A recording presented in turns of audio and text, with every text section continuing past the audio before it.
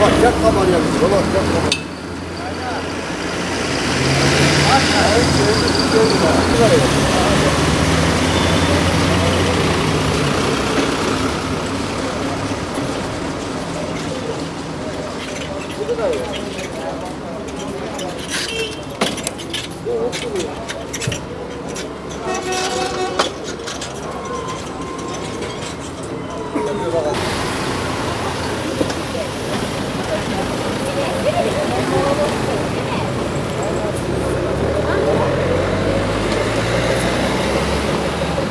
Şimdi hal yasası düzenlemeleri, herkesin bir beklentisi var. Hal yasası düzenlemeleriyle fiyatların değişeceği veya fiyatların ucuzlayacağı gibi bir algı var. Fakat bizim önümüzde zaten bir hal yasası var.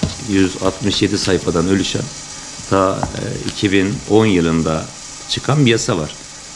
Yasada biraz zor bir, işleyişi zor bir yasa. Halk kayıt sistemi diye bir sistemle başlayan bir ana kurgusu onun üzerine kurulmuş bir yasa. Burada değişiklikler var. Değişiklikler yapmak istiyor. Fakat bunların bir meyve sebze fiyatlarının düşmesine şey yapacak, olumlu ve olumsuz etkileyecek bir durum olmayacağını düşünüyorum. Fakat şöyle bir şey var. Kayıt altını biraz daha sağlamlaştıracak bazı yasada değişiklikler olacak. Bu nedir? Hal dışı tüccarlık diye bir sıfatımız var.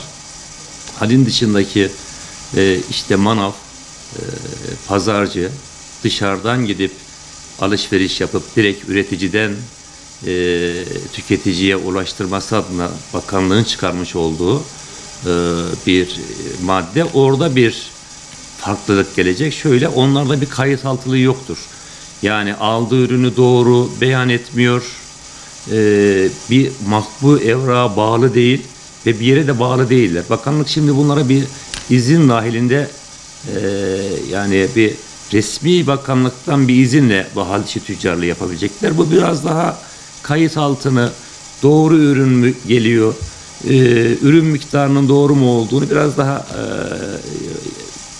doğru verilerle besleyecek. Fakat Türkiye'de herkesin bir beklentisi var. Hal yasası değişince fiyatlar değişecek. Hal yasasıyla alakalı bütün fiyatlar yani onunla ilişkiliymiş gibi düşünülüyor. Fakat öyle değil. Türkiye'deki bütün meyve sebze fiyatları arz ve talebe göre olması gerekilir. O da öyle değil. Türkiye'de şu anda meyve sebze fiyatlarını belli başlı yerlerde belli başlı gruplar oluşarak yapmaktadır. Yine arz talep tabii ki ön planda, fakat bazı ürünlerde gruplaşmış ve belli bir işte rekabet kuruluna aykırı fiyatlar da oluşuyor. Örnek istiyorsanız bununla alakalı yerli muz Türkiye'de üretimi çok fazla. Neredeyse %80'ini kendimiz üretiyoruz. Yerli muz üretimi yapan arkadaşlar akşam bir toplanırlar. Yarın ürünü 60 liradan aşağı vermiyoruz. Kanun der ki meyve sebze fiyatı maliyet baz almadan pazara gelir. Arz ve talebe göre o gün ürün kendi fiyatını kendi belirler. Fakat şimdi kanun böyle diyor. Hani kanunlarla düzenleniyorsa bu iş. Fakat öbür taraftan ne yapıyor? Gruplar halinde 1000 kişinin oluştuğu bir grup diyor ki yarın 60 liradan aşağı muz vermiyoruz. O zaman kanunun ve yasanın bir anlamı kalmıyor. Yani olay başka yerlere varıyor.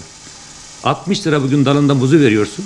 Türkiye'de ürettiğin muzu dünyanın ta öbür ucundan, Ekvator'dan ve çok kaliteli muzu Mersin limanına 28 liraya teslim oluyor. Üretim yapıyoruz maliyetler düşsün diye. Ama düşmüyor. Yani hal yasası meyve sebze fiyatlarını etkileyecek, olumlu ve olumsuz etkileyecek bir unsur ortaya çıkaracağını düşünmüyorum. Bence toptancı hallerin daha çok kullanılması, toptancı hallere ürünlerin girilmesi ve gerçekten, çünkü arz ve talebin toptancı hallerde ancak doğru işlediğini biliyoruz. Toptancı halde siz ürünü dışarıdan isterseniz 10 liraya alın. Eğer o gün talep yoksa onu 5 liraya satmak zorundasınız. Gerçek fiyat orada oluşuyor. Fakat toptancı haller dışında yapılan satışlarda bu olmuyor. Çünkü ürün yok, ürün o gün fazla mı, az mı, çok mu? Bunu bilen yok. Sabahtan 3 kişi bir araya geliyorsun. Bugün bu ürünü bu fiyattan aşağı vermeyeceğiz. O zaman kanun devre dışı kalmış oluyor. Ya Ankara toptancı halinde diyebilirim ki Türkiye'nin şu anda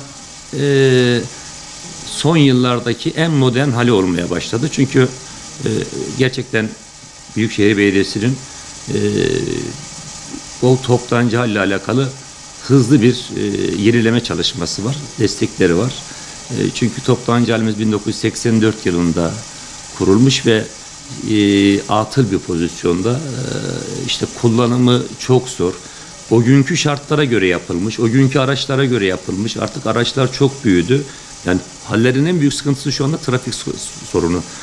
Oradaki işte bir de müşterinin gelip rahat alışveriş yapacağı fiziksel ortamların olmayışı toptancı hallerin işleyişini olumsuz şekilde etkiliyor. Toptancı hallerin eğer fiziki yapıları düzgün olsa, bütün müşterilerin gelip rahat ve bir alışveriş yapabilecek bir alan olsa, toptancı haller fiyatların da oluşumunda çok büyük etki sağlar. Fakat haller de yavaş yavaş devre dışına çıkıyor şu an. Hale bir kere gelip alışveriş yapan bir esnaf ikinci kez gelmek istemiyor. Şöyle diyeyim, Ankara Toptancı Hali 1984 yılında kurulduğunda merkez hal niteliğindeydi. Türkiye'nin, Ankara'nın etrafındaki bütün iller gelip Ankara Toptancı Hali'nden alışveriş yapıyordu. Burası bir toplama merkezi gibi düşünün.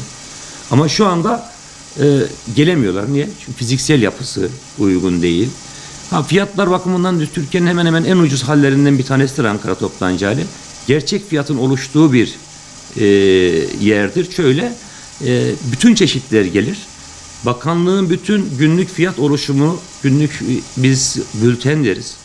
Burada bizim yetkililerimiz var. Bütün bülten oluşumu hep Ankara'dan olur. Yani ihalelere falan girilen fiyat tespitleri de Ankara bülteninden gerçekleşir. Yani üretim bölgelerinin bile altında Ankara'da meyve sebze fiyatları vardır. Bunun da ana sebeplerinden bir tanesi Ankara Toptancı Hali'nin işleyişinin diğerlerine göre daha iyi olması. Tabii istenilen düzeyde mi? Değil.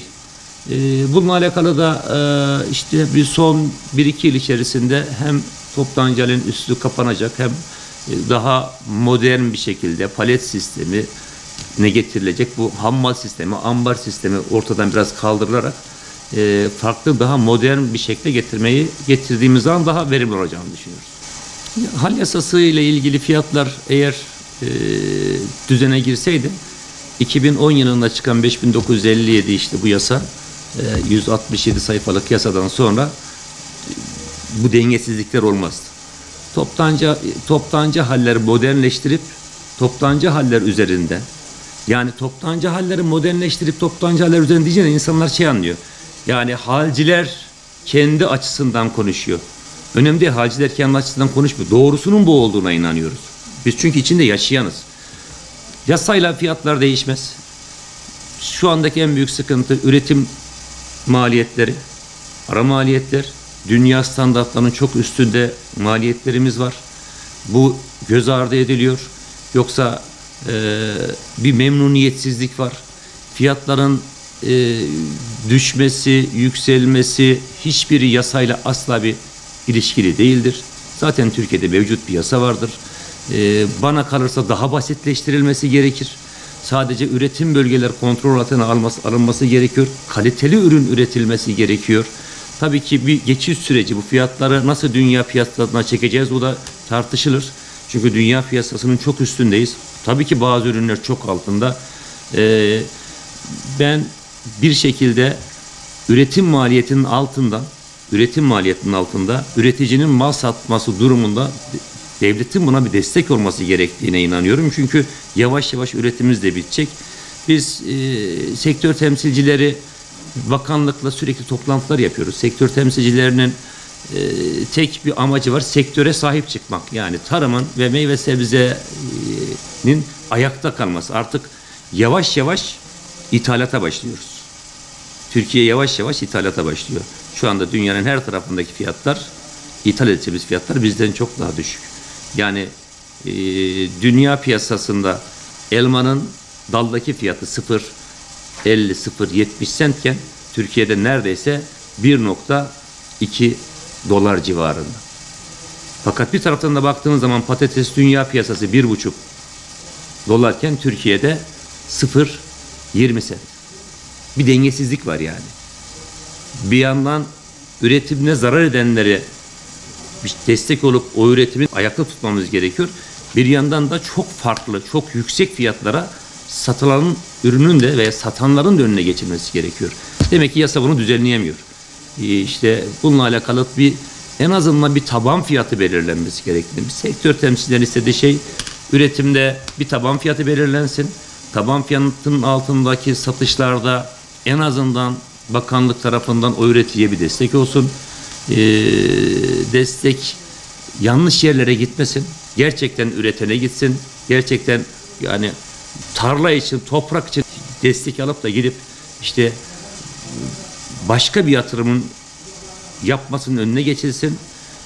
Türkiye büyük bir ülke, üretimi her zaman güçlü. Gerçekten de çok iyi, bilinçli bir üretici tabanı var. Fakat yavaş yavaş sinyalleri veriyoruz. İthalat yapacağımız sinyallerini veriyoruz. Eskiden ya üretici memnun olurdu, mutlu olurdu veya tüccar işte halci mutlu olurdu. İşte veya satışçı, marketçi, pazarcı mutlu olurdu veya bir tanesi tüketici mutsuz olurdu. En azından ikisi mutlu olurdu, ikisi mutsuz olurdu. Ya şu anda hiç kimse memnun değil ve hiç kimse mutlu değil. Üreticiye soruyorsun, kan ağlıyor. Ben halciyle içeride geziyorum, Ankara Toptancıhane'ni geziyorum. Esnaf kan ağlıyor. Aradaki tüccar arkadaşlarımız var. Tedarik işi yapıyorlar. Resmi yerlere mal ve konuşuyorum. Onlarda da hep şikayet var. Diğer tarafta marketçiyle toplantı yapıyorum, konuşuyorum. Eksi marj yapıyoruz diyor. Tüketici arkadaşlarla pazarlarda konuşuyoruz. Bu fiyatlar el yakıyor, biz ne olacağız diyor. Yani memnun olan hiç kimse yok. Bir yerde bir yanlış var. Bu yanlışta çözülmesi lazım. Ama bir yerde bir yanlış var. Yani her şey dört dörtlük değil, bir yerde bir yanlış var. Öncelikle şunu belirtmek istiyorum. Bütün insanların beklediği bir şey var. Yasayla alakalı. Yasa çıkarsa fiyatlar düşecek. Yasaya karşı geliyorlar.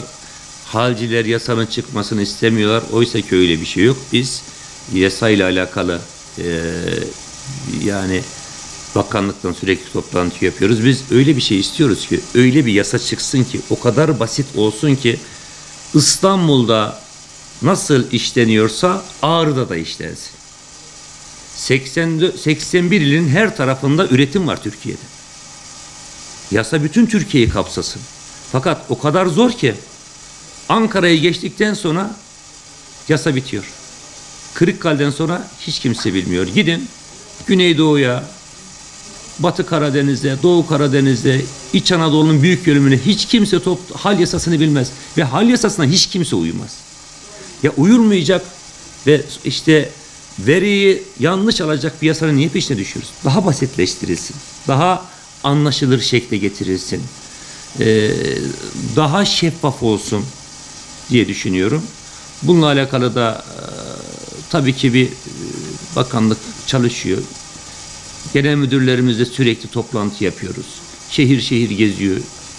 Federasyon başkanımız sürekli televizyonlara çıkıyor. Konuyu anlatıyor. Fakat işte ortada düzelen hiçbir şey yok. Bir yerde bir yanlış var. Bu yanlışı da kimse bulamıyor.